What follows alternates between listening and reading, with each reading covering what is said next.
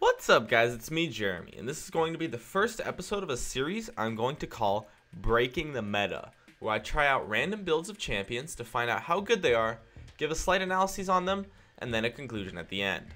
Today's episode will be about Ahri, and how she performs under the role of an AD carry. Now, the reason why I chose AD Ahri first is that she actually has the potential to be a very competitive pick. She has Hearts EC, which can create for a solid laning phase, and an amazing escape, which can lead to an amazing teamfight phase. And she doesn't even lack that much, except for maybe some auto attack range and stuff like that. Alright, now let's go over the pros and cons of AD Ahri. Starting with the pros. The first is that she has Hearts EC.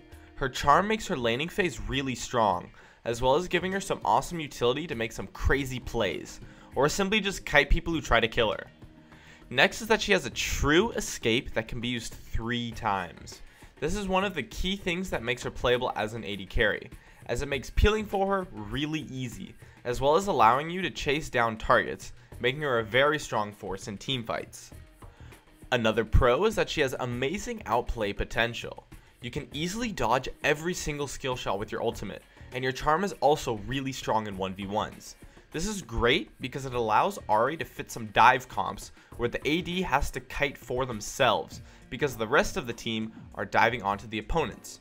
Or because of your ultimate, you'll be able to follow the rest of your team and dive with them as well.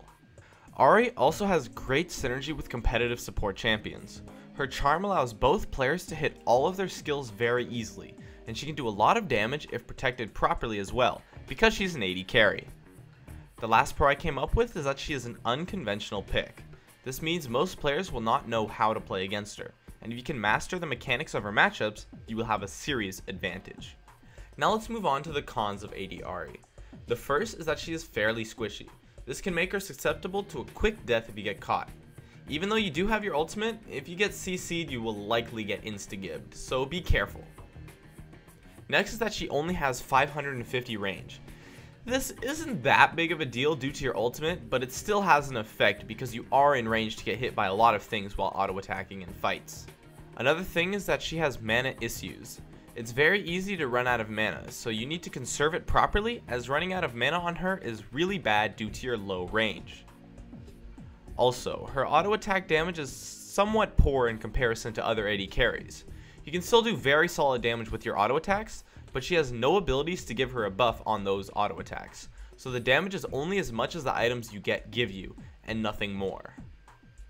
In addition, her Orb of Deception and Foxfire abilities become almost useless once you get items, because it causes you to do less damage if you waste the time necessary to cast them, because while you're casting them you're not auto attacking, and even if you do cast them, because they have high range, those skills will do pretty much no damage anyways. The last con I came up with is that AD Ahri is very easy to snowball against and shut down. If you manage to kill her or deny farm, she'll become very weak and very easy to kill. If you lose your laning phase, she becomes very weak in teamfights since she has no buff to her auto attacks, so you have to be careful to at least get some farm in lane if anything happens.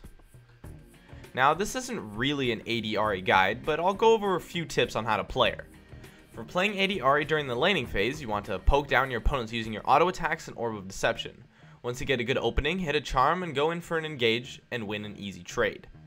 Remember that you are squishy and have mana issues, so you want to just farm and harass as best as possible, while waiting for the best possible moment to go in.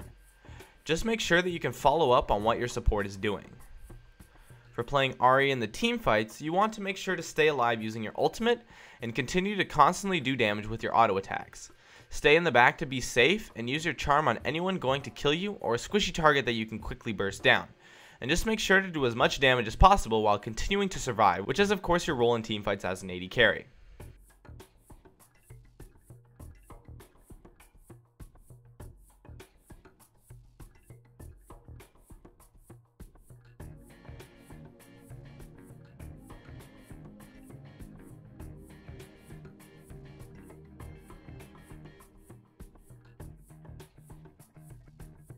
I use a standard AD setup with 21-5-4 masteries, taking mana regen and utility, as well as 80 reds, armor yellows, magic resist blues, and 80 quints.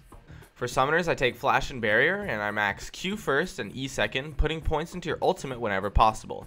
I start with a Doran's Blade and build into Infinity Edge for the auto attack damage, and then I build boots along the way and finish them up after the Infinity Edge. After that, I'll build a Phantom Dancer or a Static Shiv.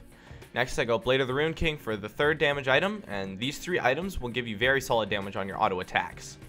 For my last 2, I will build Last Whisper and Frozen Mallet, the order depending on if I need the tankiness or not, and that completes the build. Overall, I think AD Ahri is a fairly complex pick. She has a lot of strengths and a lot of weaknesses. I do think that her pros outweigh her cons though, and I do believe her to be a decent AD pick.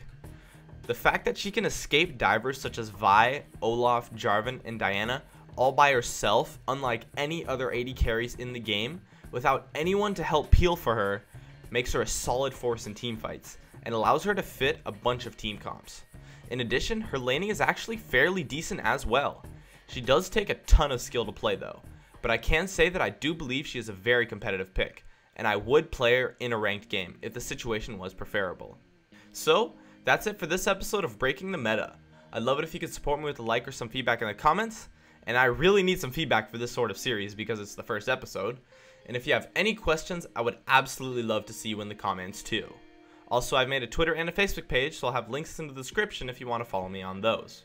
Please subscribe for more awesome content in the future if you enjoyed this video.